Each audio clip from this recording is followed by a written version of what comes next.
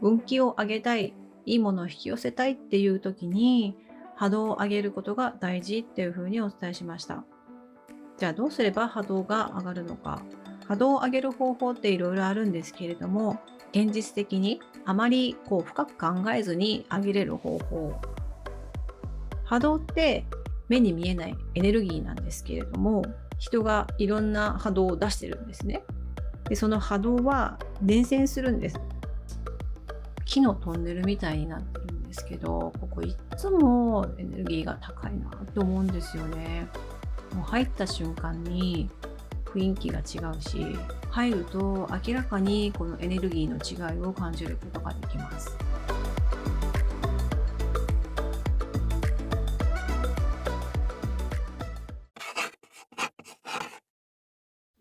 皆さんこんにちは、愛純です。いつもご視聴いただきありがとうございます。今日は引き寄せが急加速、現実的に波動が爆上げするおすすめな方法をご紹介したいと思います。今私が向かっているのは福岡県福岡市にある鹿の島っていうところです。島といってもこういう風に陸続きになっているので、車で気軽に簡単に行くことができます。で、こういう感じで両サイドが海に囲まれた道を行くんですけれども、本当にもうとっても気持ちがよくって、私大好きな道なんですね。奥に見えてきたのが鹿の島です。島の外周は約 10km で、車で一周してもだいたい15分から20分ぐらいで回ることができます。海を横に見ながらドライブできるので、すっごく気持ちよくて、気分転換したい時とか、神社に来たついでにぐるっと回ったりしています。以前の引き寄せの動画でもお話ししたんですけれども、運気を上げたい、いいものを引き寄せたいっていう時にどうすればいいかっていうと、波動を上げるっていうことが大事だというふうにお伝えしました。じゃあ波動を上げるためにはどうすればいいのっていうふうに思ってる方もいらっしゃると思います。波動を上げる方法って、調べればいろいろ出てくるんですけれども、たくさんの方法がある中で、比較的簡単で何も考えずにできること、それは神社に行くことです。ではなぜ神社に行くと波動が上がるのか。今日は私が時間があったらよく行っているとっても波動が高い福岡県にある神社があるんですけれども、そこに行ってきましたので、その様子とともにご紹介したいと思います。この鹿の島にある神社なんですけども、鹿海神社っていう神社ですね。全国の渡積神社、海神社の総本社でもあるそうで、竜の都とも称えられているんですね。だから全国の竜さんが集まってくる、すっごくエネルギーの高い場所なんです。なので竜によって覚醒した竜好きの私にとっては、もうここは福岡県では絶対に外せない場所なんです。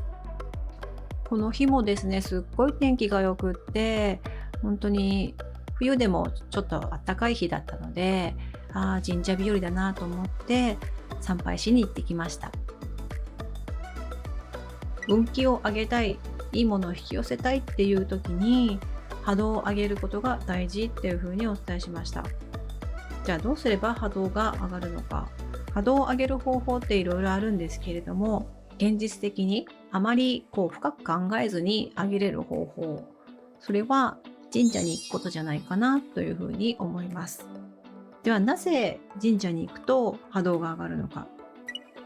神社って神様がいるところで、だいたい自然の豊かなところにありますよね。街中にあるところもたまにあるんですけれども、大体が山がご神体だったり、自然が豊かなところにあることが多いです。そういう神様のいる場所っていうのは高波動なところなんですね。行くだけで高波動を浴びまくることができるんです。波動って目に見えないエネルギーなんですけれども、人がいろんな波動を出してるんですね。で、その波動は伝染するんです。高い波動の人のところに行けば自分も高い波動になるし、低いところに行けば低低くなるっていう風にこう伝染するんですね。よく悲しくて泣いてる人がいたらもらい泣きとかしちゃうこともあると思うんですけども、そういった感じで波動も伝染するんです。なのでその神社みたいな神様のいる波動の高いところに行けば自然と自分の波動も高くなるっていうことなんです。そして波動が高くなればよりいいものを引き寄せられるようになるし、神社にこう通うことで波動がどんどん高まって神様の波動とこう同調できるようになれば、チャネリングっていう形でですね、神様のメッセージも聞けるようになるかもしれません。私も数年前に覚醒体験をしてからいろんな神社に通うようになったんですけれども、最近ではだんだんとこういろんなメッセージをですね受け取れるようになってきました。何かこう迷ってることがあって神社に行って手を合わせた時に目をつぶってるとそれに対する答えとかですね、なんかいいアイデアが降りてきたり答えを受け取れることができたりするようになりました。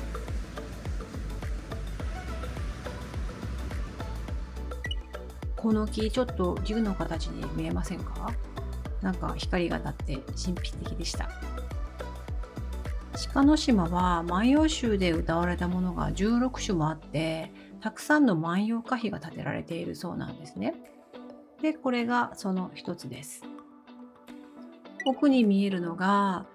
鹿海神社の摂社が3つあるんですけれども、そのうちの一つの沖津宮ですね。沖津宮は普段は渡ることはできないんですけども、干潮の時だけ歩いて渡ることができるようになります。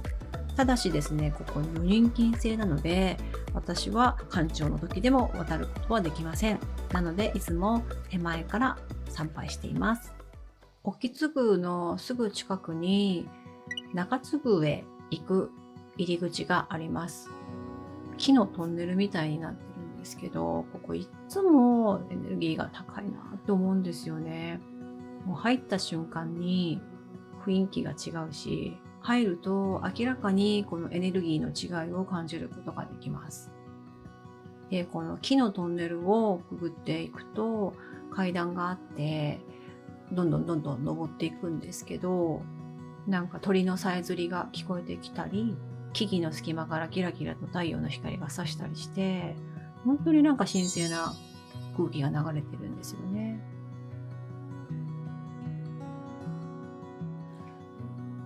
前に来た時はなんか竜の形をした木を見つけました。すっごく愛嬌のある竜さんの形で思わず写真を撮っちゃいました。可愛いですよね。石の階段を登りきったら上にちょっとしたスペースがあって中津宮が見えてきます。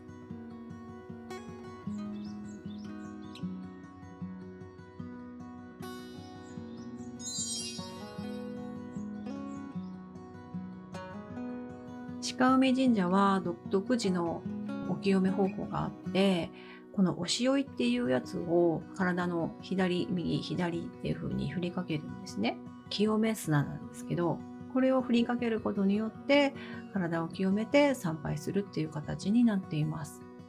そしてこの中津宮はですね、古墳らしいんですけど、この橋みたいな木で作られたものがあるこの下にですね、石室があるらしいんですよ。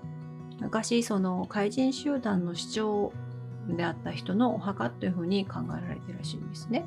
なのでここの木の板の上は歩いてはいけないそうです。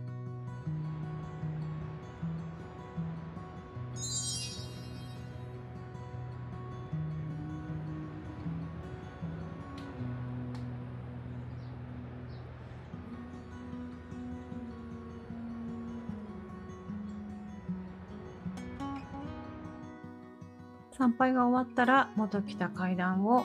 降りていきます。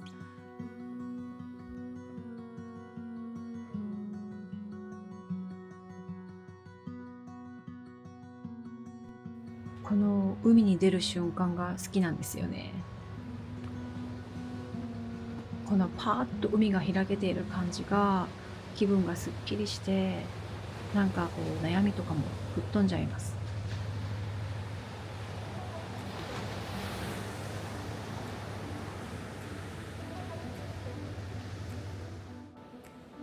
スピリチュアルあるあるだと思うんですけども、私も最初の頃結構そういうことがあったんですが、引き寄せとか波動とかっていう言葉を知り始めて、スピリチュアルなことに関していろいろこう勉強をするようになった時に、引き寄せしたい、運気を上げたい、そしたら波動を上げなきゃいけないんだ、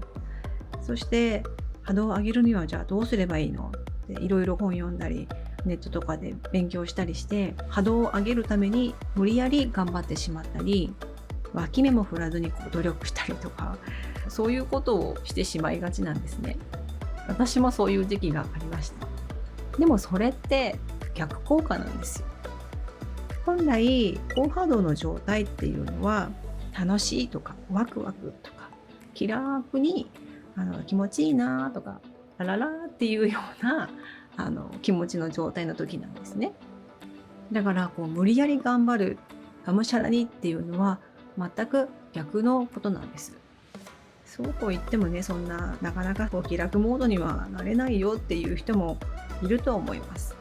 そこでおすすめなのが、日常を離れていい気が流れているところ、流れているエネルギーが高いところに行くことがおすすめかなと思います。いい気が流れているところ、流れているエネルギーが高いところっていうのが、それが神社なんですね。で、日常生活の中ではやっぱりいろいろな思考にまみれて、なかなかこういつもラララっていうわけにはいかないですよね。どうしてもいろいろ考えてしまって気が重くなりがちです。でも山とか海とかご神気に満ちた神社とか滝とか空気が違いますよね。なんかエネルギーとか別に感じる力がないよっていう人でも、すがすがしかったりその気持ちいいっていうのはわかると思います。すなわちそこが波動が高い場所なんですね。波動が高いというのはもうエネルギーがクリアで軽いっていうことなんですよ。で、そういうところに行くと自分のエネルギーもクリアにされて、その状態っていうのがハイヤーセルフとか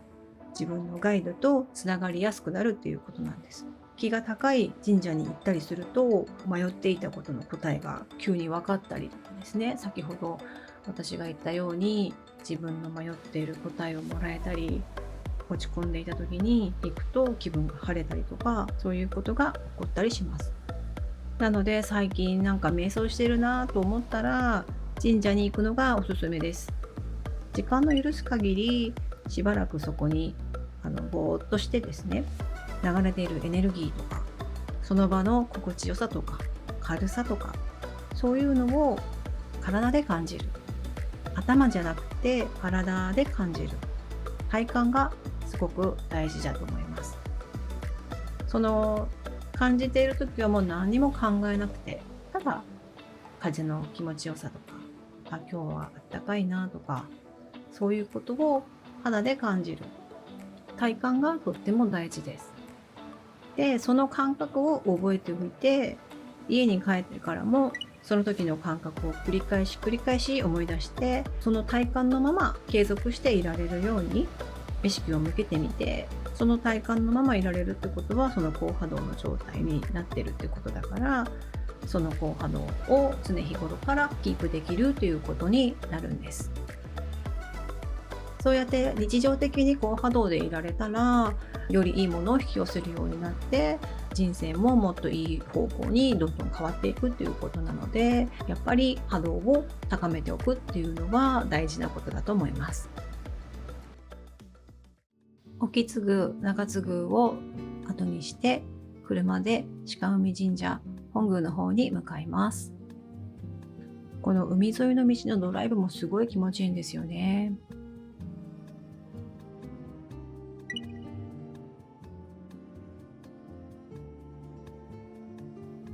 奥に見えてきた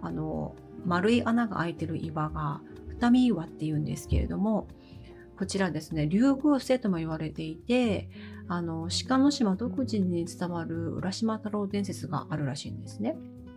で、いつも私これ、竜の顔に見えて、なんか、いつもありがたいなと思いながら通ってるんですけど、竜好きだから何でも竜に見えるんでしょうか。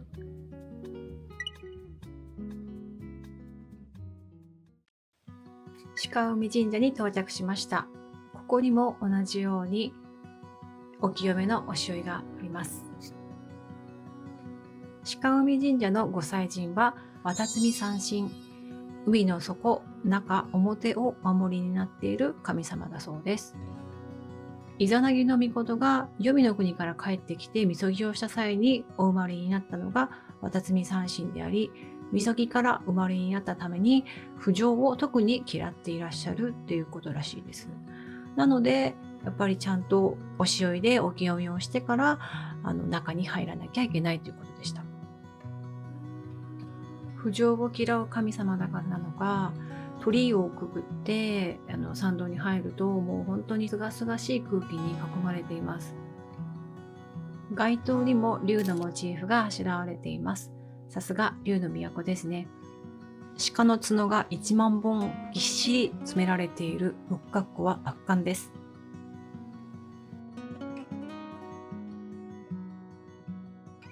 その横に本殿が見えます。こちらにもお清めのお塩があります。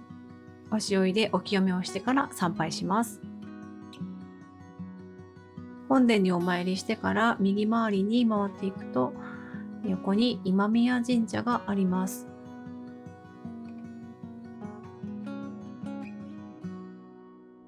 そして本殿の裏側には婦人病や様々なご利益がある末社が10社ほどあります。本殿に向かって右手に妖拝所があります。ここから海が見えて絶景です。本殿の裏側はさらにご神気が強いです。特にこういうご神気の強い神社はですね、ただ来るだけで自分の波動も上げることができるので、お参りする際にはですね、日頃の感謝を伝えてよろしくお願いしますとお願いするだけで全然十分だと思います。特に深く考えることなく、ただ気持ちを空っぽにしてお参りする。それだけで浄化の作用もあるし、自分の波動を整えることができると思います。特にこの鹿海神社はですね、島なので四方を海に囲まれているので浄化の作用が強いので、私はちょっと気持ちがモヤモヤした時とか、なんか運気をちょっと上げたいな、身を引き締めたいなっていう時にこの神社を訪れるようにしています。行くだけで高波動になれる神社。難しいことは考えず、ただ日頃の感謝を伝えて、これからもよろしくお願いしますというふうに願うだけで十分なので、皆様も近くの神社とか氏神様とかお参りしてみてはいかがでしょうか。今日は引き寄せが急速、現実的に波動を爆上げするおすすめな方法をご紹介しました。少しでも皆様の参考になったら嬉しいです。最後までご視聴いただきありがとうございます。